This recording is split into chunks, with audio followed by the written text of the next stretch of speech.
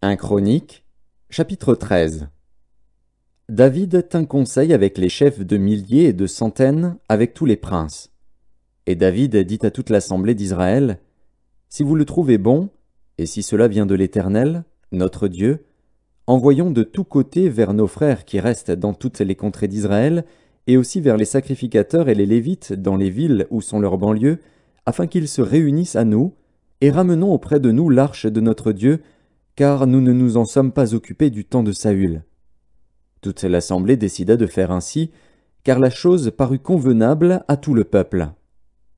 David assembla tout Israël depuis le Shishor d'Égypte jusqu'à l'entrée de Hamath, pour faire venir de Kirjat-Jéarim l'arche de Dieu.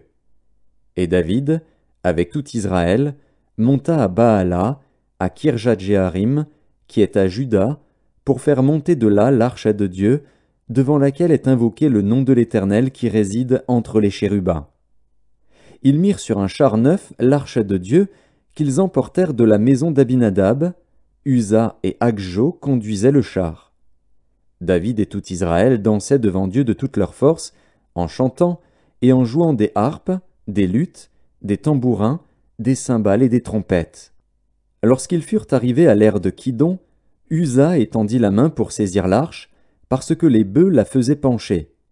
La colère de l'Éternel s'enflamma contre Uza, et l'Éternel le frappa parce qu'il avait étendu la main sur l'arche. Uza mourut là, devant Dieu.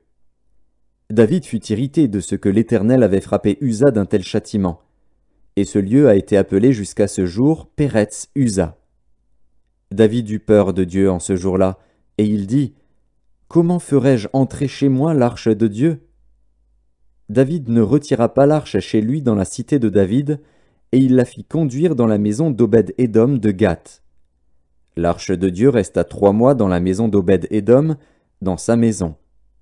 Et l'Éternel bénit la maison d'Obed-Édom et tout ce qui lui appartenait.